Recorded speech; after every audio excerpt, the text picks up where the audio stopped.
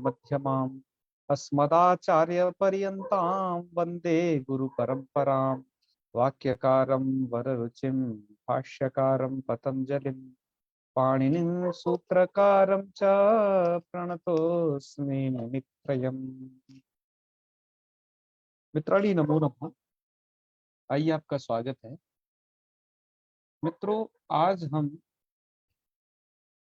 एक परीक्षण के विषय में चर्चा करने जा रहे हैं। यह टेस्ट आपने अभी यहाँ दिया है, क्योंकि आप अध्ययन कर रहे थे तद्धित प्रकरण का, जिसके अंतर्गत आपने साधारण प्रत्यय और अपत्याधिकारी दो प्रकरणों को पढ़ा। उसका भी कल परीक्षण आयोजित किया गया था। आप लोगों ने उस परीक्षण को दिया है।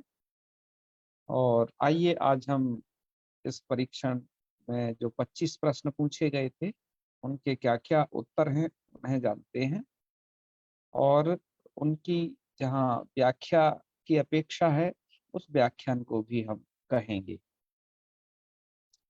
मित्रों, सबसे पहला प्रश्न पूछा गया था कि तद्धित प्रत्ययानाम विधानम भवति, अर्थात तद्धित प्रत्ययों का विधान किन से होता है, धातुओं से, प्रातिपदिक से, तिङन्त से या प्रत्ययों से। तो आपने कर लिख दिया है प्रातिपदिकेभ्यः। सभी ने सही उत्तर दिया है, 100% है एकदम। अब आइए आगे। पूछा था तद्धिते कति महोत्सर्गाः, तद्धित में कितने महोत्सर्ग हैं। हमने आपको पढ़ाया था, बताया था कि तद्धित में 5 महोत्सर्ग। अतः ये उत्तर सही है।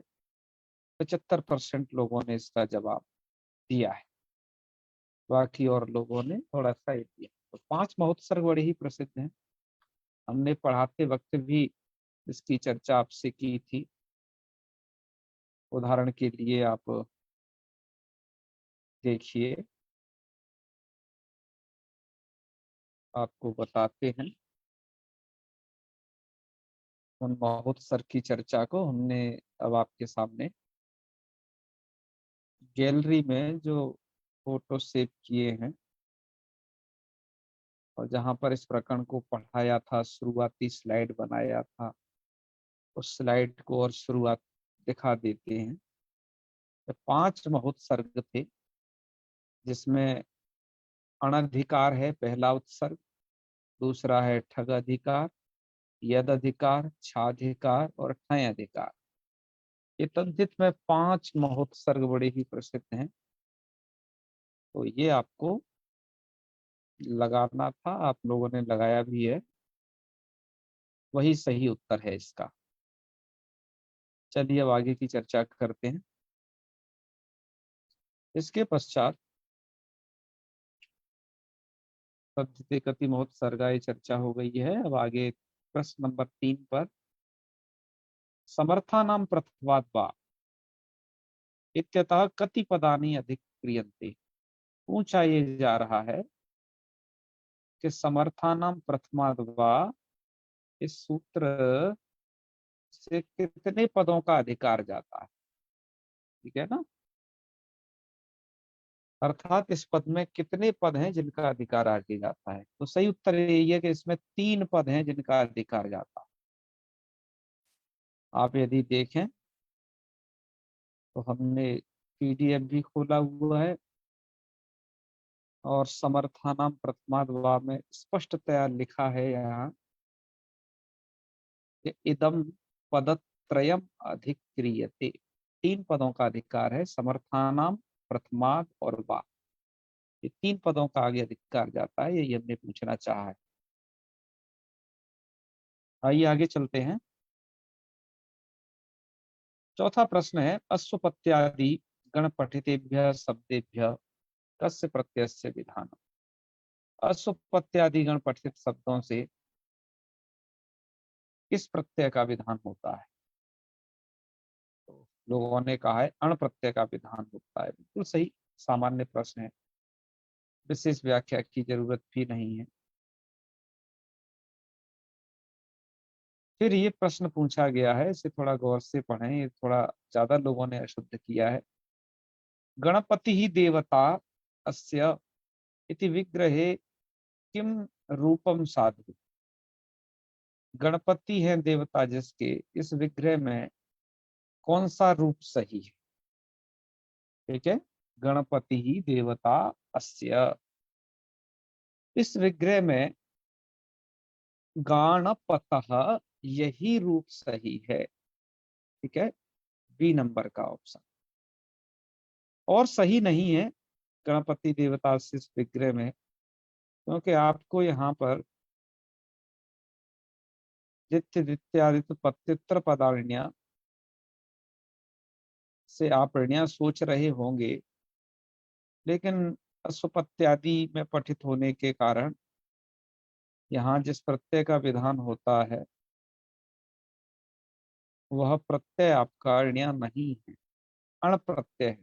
ठीक है, आइए आपको गैलरी में ले चलते हैं जहाँ इमेज सेव किए हैं, वहां पर इसके विधान में आपको दिखाते हैं कि अण प्रत्यय का विधान कहाँ कहाँ।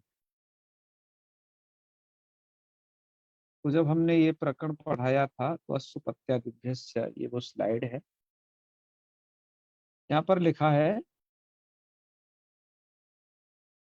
कि गणपते अपत्यम यह विग्रह करिए, या गणपति देवता अस्य इत्यादि ये विग्रह करिए। दोनों में ही, क्योंकि दोनों प्रागदिव्यति अर्थ हैं, दोनों में जो रूप बनेगा वो गणपतम यही रूप बनेगा। ठीक है, तो यही रूप साधु है। आइए अब आगे चर्चा करते हैं। इसके पश्चात प्रश्न नंबर 6 है कि प्रागदिव्यतीयेषु अर्थेषु अयम अर्थो नान्तर्भवति। प्रागदिव्यति अर्थों में यह अर्थ नहीं आता है, तो उसका सही उत्तर यह है कि तदस्य परिमाणम ये अर्थ नहीं आता है। ये 7 लोगों ने बिल्कुल सही उत्तर दिया है। तस्यापत्यम साक्ष्य देवता और तथा आगतः, ये तीनों के तीनों अर्थ प्रागदिव्यति अर्थों में आते हैं। ठीक है, तो भैया इसको हमने बाकायदा स्लाइड से समझाया था। स्लाइड कहाँ है, इधर ही अपना बनाया है। ये है वो। यहाँ पर प्रागदिव्यतीय 45 अर्थों को कहा गया है। इसमें से देख लीजिए आप, तस्यापत्यम इसी के अंतर्गत है, ततः आगतः इसी के अंतर्गत है। देख रहे हैं ना। हाँ, बस तदस्य परिमाणम नहीं, और भी एक और अर्थ है तत्र जाता है, कौन सा, वो भी इसी के अंतर्गत। तो चलिए अब आप समझ गए होंगे। मूल इधर बढ़ते हैं। तो तदस्य परिमाणम अर्थ प्रागदिव्यतीय 45 अर्थों के भीतर नहीं है। प्रश्न नंबर 7 पूछा जा रहा है कि आदित्य से पत्यम इति विग्रहे किम रूपम साधु। आदित्य की संतान इस अर्थ में कौन सा रूप साधु है। बिल्कुल सही उत्तर है 8 लोगों का, आदित्य यही रूप बनेगा। आप यहाँ देखें पीडीएफ के अंतर्गत मूलकार ने लिखा है यहाँ पर, अदित्य है अथवा आदित्यस्य वा अपत्यम, अपत्यम अर्थ को लगा लेना। तो चाहे तो अदिति का पत्य हो या आदित्य का पत्य हो, दोनों में बनेगा आदित्य यही रूप। चलिए आप सभी लोगों ने इसको सही उत्तर दिया है, बड़ी अच्छी बात है। आगे बढ़, आगे प्रश्न पूछा है प्राजापत्य इत्यत्र कह प्रत्यय। तो यहाँ पर दित्य दित्यादित्य पत्य पदार्ण्य से प्रत्यय है, बिल्कुल सही उत्तर है ये। फिर पूछा है बाह्य इत्यत्र कह प्रत्यय। ठीक है, बाह्य में प्रत्यय क्या है। तो बाह्य में ईकक प्रत्यय है भैया, क्या नहीं। हालांकि ईकक भी होगा तो बाही का बनेगा, यहाँ पर है यय प्रत्यय। इसके लिए आपको ये कुछ वार्तिकों पर ध्यान देना पड़ेगा। यहाँ पर एक सूत्र इस के अंतर्गत एक वार्तिक दिया गया है, वही बहिषश टीलोपो यंच। वही शब्द से टीलोप होता है और यय प्रत्यय होता है। कौन प्रत्यय कहा जा रहा है? यय। तब जाकर के बाह्य बनेगा। और ई कक्षा से तो बाहिक बनता है। ठीक है, वो आगे दिया गया है अगले पेज में। तो ये बाह्य में यय प्रत्यय है। चलिए आगे बढ़ते हैं, समझ गए होंगे आप इसे। फिर पूछा जा रहा है किति चैति सूत्रेण भवति। किति च सूत्र से क्या होता है? तो 88% लोगों ने लगभग कह दिया है कि जी आदि वृद्धि होती है। बिल्कुल सही। ये सूत्र भी आदि वृद्धि करता है, तद्धिते स्वचामादि की तरह। इस विषय में अपनी जो वीडियो बताए थे, पढ़ाए थे, वहां विस्तार से आपको बताई चुकी है। फिर पूछा कि गव्यम इति रूपम अस्मिन विग्रह वाक्ये न संभवति। हाँ भैया, ये थोड़ा था प्रश्न कि किस विग्रह वाक्य में गव्यम नहीं बनता है। ठीक है, तो गो गावा संति अस्मिन, इस वाले विग्रह वाक्य में क्या गव्यम नहीं बनेगा?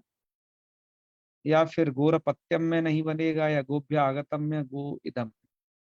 ध्यान रखिएगा, ये तीनों विग्रह वाक्य हैं, तीनों में गव्यम ही बनेगा। आपको दिखा दें वो स्लाइड, गव्यम वाला। ठीक है, तो जिससे स्पष्ट हो जाएगा, ये है वो। हमने जब आपको ये पाठ पढ़ाया था, तब घोर अजादि प्रसंगे यत, एक ये वार्तिक पढ़ाया था, यत प्रत्यय विधायक। यहाँ पर ये अर्थ होता है कि अजादि प्रसंगे गो शब्दात प्राग प्रागदिव्यतीयेषु अर्थेषु। प्रागदिव्यतीय अर्थों में तद्धित संज्ञक के प्रत्यय होता है, तभी जाकर के गव्यम बनेगा। तो गो अपत्य इत्यादि, गाय का अपत्य इत्यादि, इत्यादि से क्या लेना है? चाहे तो आप उन प्रागदिव्यतीय अर्थों में चाहे तो गोरपत्यम कहिए, या गवी भवम, या गोभ्यागतम, या गोरिदम, इन सब का क्या बनेगा? गव्यम बनेगा। लेकिन गावा संति अस्मिन, इसमें नहीं बनता, क्योंकि ये तो मतुप मतुवर्थिक प्रत्यय है। इस अर्थ में तो तदस्य तस्मिन नीति मतुप से मतुप प्रत्यय होता है। ठीक है, समझ रहे होंगे आप। तो भैया इस कारण से यहाँ पर पहला वाला सही नहीं है, अर्थात उस विग्रह वाक्य में गव्यम नहीं बन सकता। आंसर पहला ही लगाइए आप, गावः सन्ति अस्मि। ये बिल्कुल इसका सही व्याख्यान है। आइए आगे चलते। आगे पूछा जा रहा है स्त्रैणः इत्यत्र कः प्रत्यय। पाठ लोगों ने नए लगा दिया है, अच्छी बात है। आप लोग उस नए विधायक सूत्र को जानते ही है। वो सूत्र है स्त्री पुंसाभ्याम नयस्नौ नयस्नयौ भवनात्। तो नय और स्नय प्रत्यय होते हैं जहां पर स्त्रैण में नय और पहुंचना बनाने में स्नय प्रत्यय होता है। ठीक है, ये बात आपने यहाँ पर ध्यान रख के लगाया भी है। आगे बढ़ते हैं। आगे प्रश्न पूछा गया था कि उपगो गोत्रापत्यम इति विग्रहे किम रूपम साधु। तो क्या बनता है? औपगव। सब लोग बढ़िया उत्तर दिए हैं, अतः बिल्कुल व्याख्यान अपेक्ष नहीं है, जानते हैं सभी। हाँ, यहाँ कुछ बात आई है। कहा कि गोत्र संज्ञा न भवती, गोत्र संज्ञा किसकी नहीं होती है? तो भैया मूल पुरुष से गोत्र संज्ञा न भवती, बिल्कुल सही बात। लोग यहाँ पर शततमस्य वंश्यस्य इसको लगा गए हैं, शायद वो इसका व्याख्यान नहीं समझ पाए हैं, मुझे लगता है। गोत्र संज्ञा के विषय में हमने ये बताया था। ये था अपना वो, यहाँ पर हमने अपत्यम पौत्र प्रभृति गोत्रम इसे बताया था। अर्थात अपत्यत्वेन विवक्षितम पौत्रादि, यदि पौत्रादि अपत्यत्वेन विवक्षित हैं तो उनकी गोत्र संज्ञा होती है। इसलिए ये वाली लाइन याद रखिए। जैसे ये तीसरी पीढ़ी है पौत्र, चौथी है प्रपौत्र, तो यहाँ पर ये कहा पौत्रादि गोत्र संगम स्यात्, सूत्र के अंतर्गत अपत्यत्वेन यदि विवक्षित है पौत्रादि, पौत्रादि मतलब पौत्र, प्रपौत्र और आगे 100 तक की परंपरा, ठीक है। अपत्य 100 अपत्य, जिसको हमने कहा शततमः वंश्य, 100 उसके वंश में होने वाले लोग, वहां तक ये गोत्र संज्ञा होती रहेगी। गोत्र संज्ञा किसकी नहीं होती है? मूल पुरुष की गोत्र संज्ञा नहीं होती है। पौत्रादि गोत्र संज्ञम कहा इन्होंने, अपत्यत्वेन विवक्षित है यदि वो पौत्रादि, तो वो गोत्र संज्ञक है, ठीक है। और अपत्य तो साक्षात अपत्य होता ही है, उसको गोत्र रूपेण व्यवहृत प्राय नहीं होता है। तो ये है, इसलिए आपने जो ये उत्तर लगाया है मूल पुरुष से वो सही है। फिर पूछा गया है गर्गस्य गोत्रापत्यानि इति विग्रहे किम रूपम साधु। तो यहाँ पर बहुवचन से विग्रह कर दिया है, अतः आपको इसका लगाना चाहिए था गर्गाहा, पहला वाला। केवल 3 लोगों ने लगाया मात्र, 33% लोगों ने इस बहुवचन वाले पे ध्यान नहीं दे पाए। आइए आपको ले चलते हैं और ये दिखाते हैं कि जब आप गर्गस से गोत्रापत्यम करते हैं, भैया ध्यान से देखें, लोग यहाँ पर भ्रमित हो गए। गोत्रापत्यम यहाँ जो एक वचन है तो बन गया है गार्ग्य। जब आप बहुवचन कर रहे हैं तो फिर ध्यान दें, गर्गस से गोत्रापत्यानि बहुनी जब कर रहे हैं ना, क्योंकि सूत्र ये कहता है तत्कृते बहुत्वे तूना, तो रूप क्या बनता है? गर्गाहा, यही रूप बनेगा। स्लाइड में हमने विग्रह वगैरह करके भी लिख दिया है, आप वहां पर इसे देख सकते हैं। चलिए आगे बढ़ते हैं। युव संज्ञा भवती, युव संज्ञा किसकी होती है? मूल पुरुषस्य, अपत्यस्य, पौत्रस्य? नहीं। सही उत्तर दिया है कि वंशे पित्रादौ जीवति, पौत्रादेर यदपत्यम चतुर्थादि तस्य युव संज्ञा भवति। ये बिल्कुल सही उत्तर है। आइए आगे बढ़ते हैं। फिर कहा युव संज्ञक प्रत्यय से विधानम भवति। युव संज्ञक प्रत्यय का विधान किससे होता है, माने कि उसकी प्रकृति क्या होती है, ये पूछना चाहा है। तो गोत्र प्रत्यांतात, गोत्र प्रत्यांत से ही युव संज्ञक प्रत्यय करना चाहिए, ना कि मूल पुरुषवाचकात प्रतिपदिकात, ना ही अपत्य प्रत्यांतात, नहीं प्रातिपदिक मात्र से। गोत्र प्रत्यांत से ही किया जाता है। उसके लिए नियम यही है, गोत्राद्यून्य स्त्रियां, इस सूत्र को देखें, सूत्र का अर्थ होता है यूनि अपत्ति गोत्र प्रत्यांतादेव प्रत्यय स्यात्, अर्थात जो युव संज्ञक प्रत्यय होगा यूनि अपत्य यानी कि युवा पत्य को कहने के लिए गोत्र प्रत्यांत से ही प्रत्यय करना चाहिए। कौन सा? युव संज्ञक प्रत्यय। ठीक है, स्पष्ट हो ही गया होगा, आगे बढ़ते हैं। हाँ भैया, ये था थोड़ा सा माहौल वाला।